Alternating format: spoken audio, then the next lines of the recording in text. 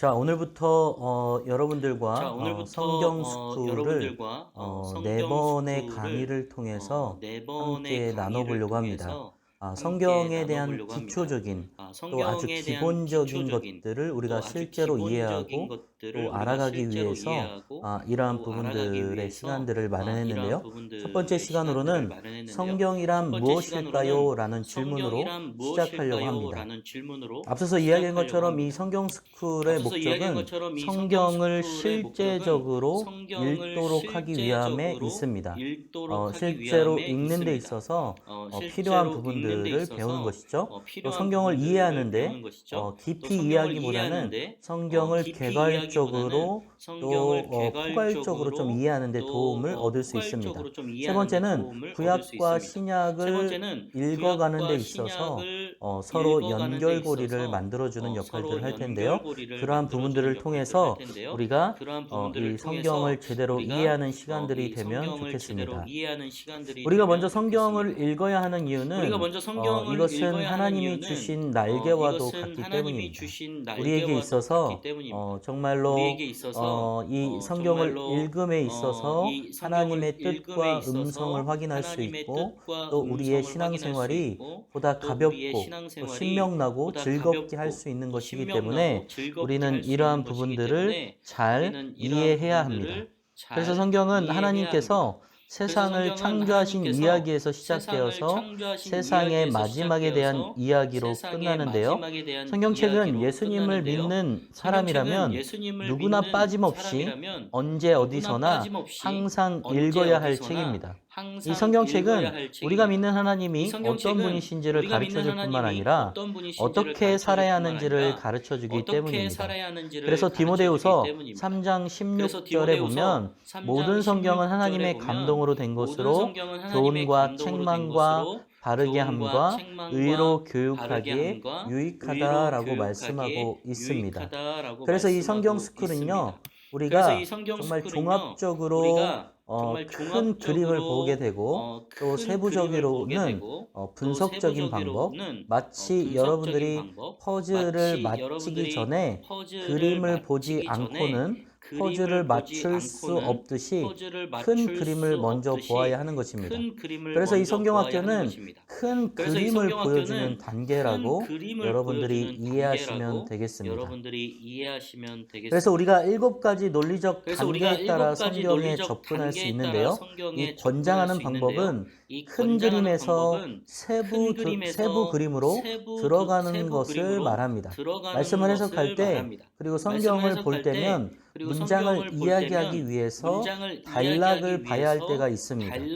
실제로 데살로니가 전서에 보면 쉬지 말고 기도하라 라는 구절이 있는데요. 이것은 단순히 기도하라는 것이 아니라 시대적 배경 안에서 이해할 필요가 있기 때문에 그렇습니다. 그래서 우리는 이 성경이 과연 어떤 책인지를 알 필요가 있는데요. 먼저 성경은 구약과 신약으로 나누어집니다. 여기서 약이라는 것은 약속을 뜻하는 말로서 하나님의 약속을 뜻합니다.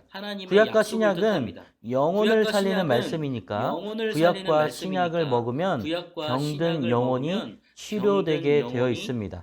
구약이라는 것은 옛날의 약속이라는 뜻으로 예수님이 나시기 전에 기록된 성경책을 말합니다. 예수님이 오실 것에 대한 약속의 말씀이라는 것이죠. 창세기부터 말라기까지가 구약 성경이고요. 신약이라는 것은 새로운 약속이라는 뜻으로 예수님이 나신 후에 새롭게 주신 하나님의 말씀을 말합니다. 마태복음에서부터 요한계시록까지가 바로 이 신약 성경이라고 할 수 있습니다. 성경은 처음에는 문자로 기록되지 않았고 아브라함, 이삭, 야곱 등 믿음의 조상들을 통해 전승되어 오다가 모세에 이르러서야 문자로 기록되기 시작했습니다. 그래서 성경은 계시의 책이라고 말하는데요. 인간이 하나님을 알기에는 한계가 있다라는 거예요. 그래서 하나님과 소통하기 위해서 하나님께서 말씀을 주셨다라는 것이죠. 그래서 우리는 일반 계시와 특별 계시를 살펴볼 수 있는데요. 일반 계시는 모든 시대의 모든 사람으로 또 모든 장소에 모든 문화에 보편적으로 주어진 계시를 말합니다. 이 창조와 섭리 등이 그런 것이고요. 하나님께서 우리에게 일반적으로 주시는 그런 계시를 말합니다. 또 우리가 두 번째로 알아볼 것이 바로 이 특별 계시인데요. 이것은 초자연적인 현상을 말합니다. 예를 들면 꿈이나 육성으로 들리거나 예수 그리스도께서 우리 가운데 음성으로 또 마음 가운데 나타나시는 것. 또 성경 앞에 두 가지를 모두 포함하는데요.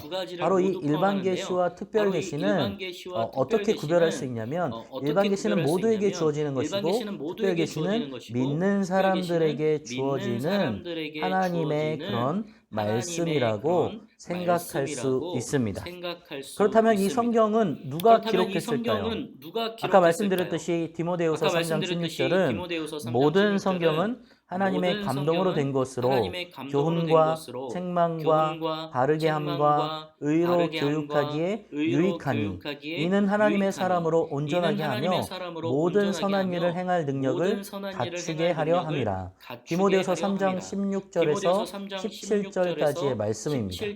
이 말씀을 보면 성경은 누가 기록했냐면 하나님의 영에 감동된 사람을 통해 쓰여졌다라고 이야기하고 있습니다. 그래서 하나님의 영감과 플러스 기록자의 자질이 더해져서 또 그들의 삶과 경험과 관찰이 더해져서 바로 쓰여졌다라는 것이죠. 그래서 성경은 완전 축자 영감이라고 말씀하고 있는데 완전은 모든 부분이 하나님의 말씀으로 완전하다라는 거예요. 또 하나님의 영감 플러스 기록자의 기질과 삶과 경험 관찰. 또 성경은 완전 축자 영감이라고 하시는데 이 축자는 모든 단어 하나하나까지 다 하나님의 말씀이라는 것이죠. 영감은 하나님의 감동으로 쓰여졌다라는 것입니다. 그래서 이 구약 성경의 이 39권으로 예수님 오시기 전에 기록되었고요. 신약 성경은 27권으로 예수님이 오신 후에 기록이 되었습니다. 성경은 한 권인 동시에 한 권 속에 묶여진 66권의 책으로 구성되었다라는 거예요. 그러나 성경은 한 가지 중심 주제로 내용을 다루고 있습니다. 구약 성경은 예수 그리스도께서 이 땅에 오시기 전에 하나님께서 인간과 맺으신 구원에 대한 언약이라면 신약 성경은 그리스도께서 오신 이후에 하나님께서 인간과 맺으신 구원에 대한 언약입니다. 그래서 히 스토리, 그의 이야기, 바로 예수님의 이야기가 바로 이 성경이라는 거예요. 그래서 his story는 예수님의 이야기, 그의 이야기, 히스토리는 역사, 예수님의 이야기가 바로 역사라는 것이죠. 성경은 하나님께서 인간의 구원을 위해 어떻게 활동하셨으며 또 그 구원은 예수 그리스도를 통해 어떻게 완성되었는지를 일관되게 보여주고 있습니다. 시대와 언어가 다르고 생활 환경과 문화가 다르고 직업과 학력이 전혀 다른 사람들이 모순 없이 한 권의 책을 쓴다고 할 때 통일성을 유지한다는 것은 불가능할 텐데 바로 이러한 것은 하나님의 감동으로 하나님께서 역사하셔서 하나님께서 주신 말씀이라고 우리는 표현할 수 있다라는 것이죠. 그래서 이 성경을 상징하는 것들이 많이 있는데요. 상징이라는 것은 사실이나 생각, 느낌 따위를 대표성을 띤 기호나 구체적인 사물로 나타내는 일이라고 정의할 수 있습니다. 그래서 성경을 정의하고 상징하는 것들을 보면 성경은 거울이라고 말해요. 왜냐하면 이 성경은요, 우리의 마음의 내면을 비추는 영적인 거울과도 같기 때문에 바로 거울로 표현합니다. 이 어린아이가 마치 자신의 얼굴을 보며 놀라고 또 뭐가 있는지 쳐다보는 것처럼 매일매일 우리는 성경 말씀을 통해서 우리의 내면을 들여다보고 또 때로는 예수 그리스도를 닮아가기 위해 고쳐야 할 것을 보아야 하기 때문에 성경은 늘 우리가 봐야 한다라는 것이죠. 우리가 아침에 씻고 또 옷을 입고 또 우리의 외모를 단장하고 또 거울을 보는 이유는 무엇입니까? 바로 우리의 모습을 정갈하게 정돈하기 위해서 그렇다라는 것이죠. 그래서 성경은 우리의 말씀의 거울이라고 상징하는 것입니다. 또 성경은 칼과 같다라고 이야기를 하는데 성경 말씀은 우리의 손과 육과 골수를 찔러 쪼갠다고까지 말씀하십니다. 그것은 무엇이냐면 성경 말씀은 우리가 예수 그리스도를 닮아가기 위해 고쳐야 할 또는 회개해야 할 하나님의 말씀을 따라야 할 매우 날카롭고 강한 우리의 마음에 회부하는 칼과 같은 능력이 있기 때문입니다. 그래서 때로는 상처난 것을 마치 의사들이 수술할 때 쓰는 메스처럼 도려내어서 그것을 잘 봉합하면 온전히 그 상처가 아무는 것을 보게 됩니다. 마찬가지입니다. 우리의 삶에 있어서 죄가 있어서 굶고 썩어간다면 성경 말씀을 통하여 그것을 드러내고 예수 그리스도의 십자가 앞에 우리가 낱낱이 고백하고 그분의 회복함을 입으면 우리는 온전히 다시 회복할 수 있다는 것이죠. 또 성경은 씨앗을 의미합니다. 씨앗은 우리의 마음밭에 잘 심겨지면 그것은 자라고 풍성하여서 믿음으로 자라게 되어 있습니다. 마치 한 씨앗이 땅에 떨어져 정말 좋은 열매를 맺는 것처럼 우리의 말씀의 씨앗이 마음밭에 잘 심겨져서 그것이 믿음으로 또 우리의 선한 행위로 또 예수 그리스도의 영광을 위한 일들로 우리가 성장하고 발전할 수 있다라는 것이죠. 또 네 번째는 성경은 방패라고 표현하는데요. 이 방패는 시편 기자가 이렇게 말합니다. 여호와는 나의 방패시오라고 말씀하고 있는데요. 그것은 바로 우리의 삶을 보호하고 우리의 삶의 그 어떤 두려움과 아픔과 또 공격으로부터 방어하는 무기와도 같다라는 거예요. 왜냐하면 예수님께서도요. 40일 주야를 금식하시고 난 다음에 마귀에게 시험 받으실 때 다른 것으로 승리하신 것이 아니라 말씀의 이 방패로 말씀으로 승리하셨던 것을 보게 됩니다. 그래서 우리 또한 말씀을 통하여 사단의 그 어떤 공격으로부터 막아낼 수 있는 힘이 바로 이 성경이라는 것이죠. 또 성경은 등불로 표현합니다. 등불은요, 어두운 곳을 밝히는 환한 빛으로 소개됩니다. 이것은 무엇이냐면 우리가 어디로 가든지 밝게 비추어서 사망의 음침한 골짜기로 가는 것이 아니라 하나님의 온전하신 길로 가는 하나의 나침반과 같은 그런 역할을 한다라는 거예요. 그래서 이 등불을 통해서 우리는 우리의 갈 바와 우리가 나아가야 할 것들에 대해서 이해하고 또 알아갈 수 있다라는 것이죠. 그래서 우리는 성경을 또 등불로 표현하기도 합니다. 우리가 성경의 기초 상식적인 것을 보면 이것은 바로 하나의 문자이죠. 이것이 무슨 문자일까요? 바로 창세기 1장 1절에 나오는 구약은 히브리어로 쓰여졌습니다. 그래서 이것은 창세기 1장 1절 태초에 하나님이 천지를 창조하시니라 라는 말씀입니다. 구약은 옛날의 약속, 올드 테스트먼트라고 하죠. 예수님의 오실 것에 대한 약속이고요. 히브리어로 쓰여졌다라는 거예요. 또 세 번째로 보면 성경의 기초 상식은 구약이 39권인데요. 이 모세오경이 있고요. 모세오경은 창세기, 출애굽기, 레위기, 민수기, 신명기까지고 그 다음에 역사서가 있습니다. 역사를 기록한 내용이죠. 이스라엘 백성들의 역사, 여호수아, 사사기, 룻기, 사무엘 상하, 열왕기 상하, 역대 상하, 에스라, 느헤미야, 에스더 이렇게 되어 있습니다. 그래서 이스라엘의 역사, 우리나라도 조선시대의 조선왕조실록이 있는 것처럼 이스라엘의 역사를 기록해내온 역사서가 바로 이렇게 여호수아부터 에스더까지 있습니다. 그 다음에 시가서가 있는데요. 이 시가서는 시로 이루어진 고백적 묵시록과 같은 것입니다. 그래서 욥기와 시편, 잠언, 전도서, 아가서 이 5가지에 해당이 되는데요. 우리가 주로 알고 있는 욥이나 다윗이나 또 솔로몬이나 이러한 사람들이 있었고요. 그 외에 많은 사람들이 또 함께 썼습니다. 그 다음에 대선지서와 소선지서로 나눠볼 수 있는데요. 이 대선지서는 이사야, 예레미야, 에가, 에스겔, 다니엘과 같은 많은 분량의 선지자들이 활동했던 그 역사를 기록한 내용이 바로 대선지서고요.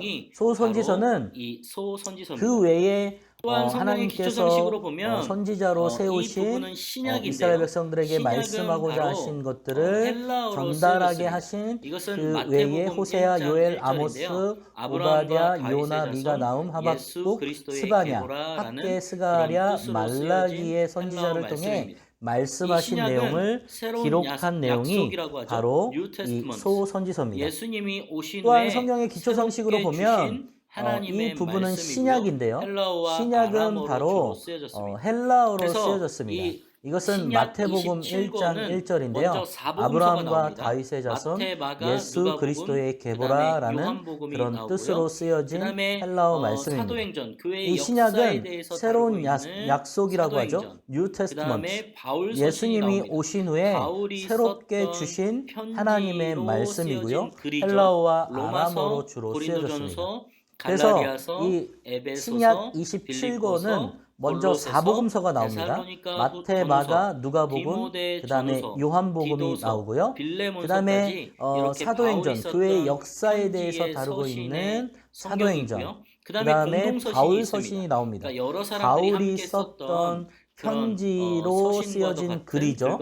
로마서, 고린도전서, 갈라디아서, 에베소서, 빌립보서, 골로새서, 데살로니가 전후서, 디모데 전후서, 디도서, 빌레몬서까지 이렇게 바울이 썼던 편지의 서신의 성경이 있고요. 그 다음에 공동서신이 있습니다. 그러니까 여러 사람들이 함께 썼던 그런 서신과도 같은 글과 같은 것이고요. 히브리서, 야고보서, 베드로전후서, 요한 1, 2, 3서, 유다서까지가 공동서신입니다. 그리고 마지막 이 요한계시록이 바로 예언서에 해당하는 것입니다. 그래서 구약 39권, 신약 27권, 삼구 27. 그래서 성경은 39권, 27권, 구약, 신약 합해서 66권이 되겠습니다. 그래서 40명의 기자가 이 성경을 썼고요. 10가지의 기록수단으로 썼습니다. 그래서 성경은 보통 히브리어, 헬라어, 아람어로 기록했는데 각기 다른 직업을 가진 저자가 기록했다라고 합니다. 1600년간의 기록 기간이고요. 총 장수는 1189장, 3가지 언어로서 히브리어, 헬라어, 아람어로 기록됐고 66권이고요. 모든 주제가 바로 예수 그리스도의 이야기, 또 1551개의 지명이 나타나 있습니다. 또 여러 문학 형태들이 있는데요. 아까 얘기했듯이 시가서 같은 경우에는 시, 산문, 소설, 역사서 등으로 형태들이 있고요. 다양한 기록수단에는 펜이나 가죽이나 파피루스 등의 여러 사람들이 여러 인물에 대해서 적었다라는 것이죠. 가장 중요한 것은요, 이 다양한 성경이 오직 한 가지 주제에 대해서만 이야기한다는 것을 여러분들이 꼭 기억해야 합니다. 그것은 바로 핵심 주제인 예수 그리스도를 말합니다. 구약도 신학도 예수 그리스도를 위한 통일된 주제를 말하고 있고요.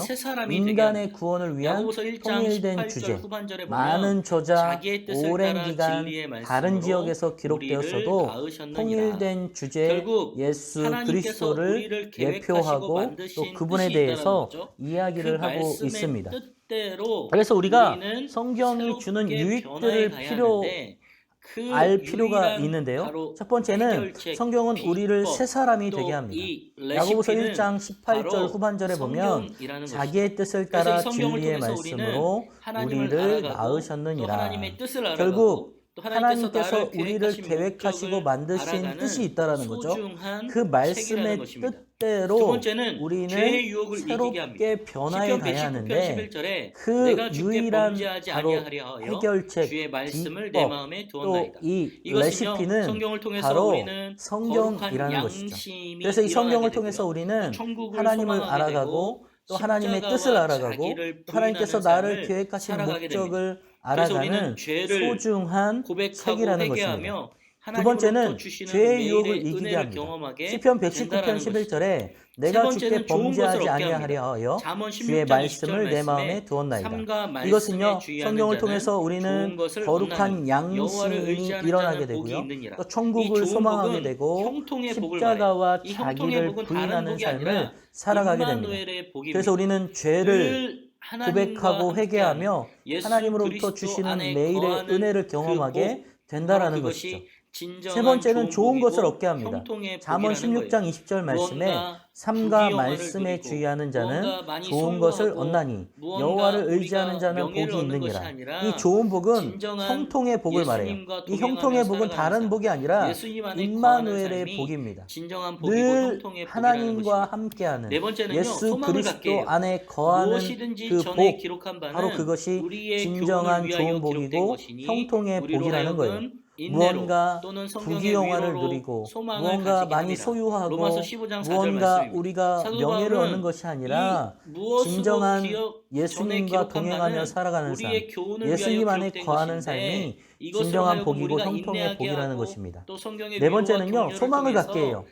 무엇이든지 전에 기록한 바는 우리의 교훈을 위하여 기록된 것이니 우리로 하여금 인내로 또는 성령의 위로로 소망을 가지게 함이라.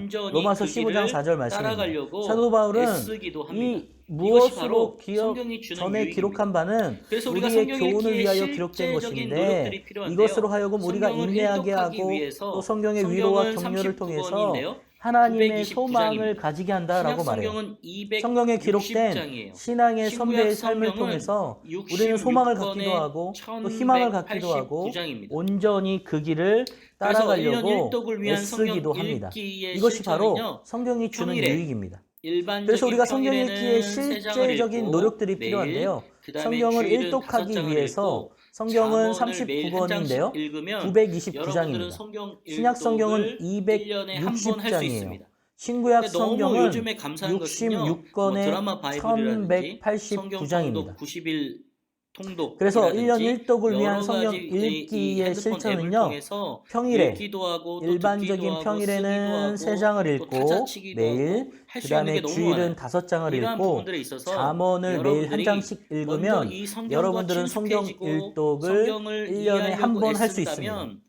너무 요즘에 감사한 것은요, 뭐 드라마 바이블이라든지 성경 통독 90일 통독이라든지 여러 가지 그래서 우리가 이 핸드폰 앱을 통해서 읽기도 하고 또 듣기도 하고 쓰기도 하고 또 타자치기도 하고 할 수 있는 게 너무 많아요.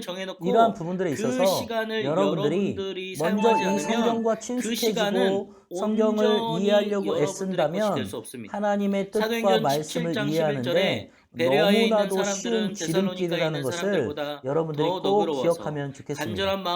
그래서 우리가 이 성경을 읽는 태도가 필요한데요. 첫 번째는 시간을 정해야 돼요. 사람들은 바쁘다고 말합니다. 그러나 시간을 정해놓고 그 시간을 여러분들이 사용하지 않으면 그 시간은 온전히 여러분들의 것이 될 수 없습니다.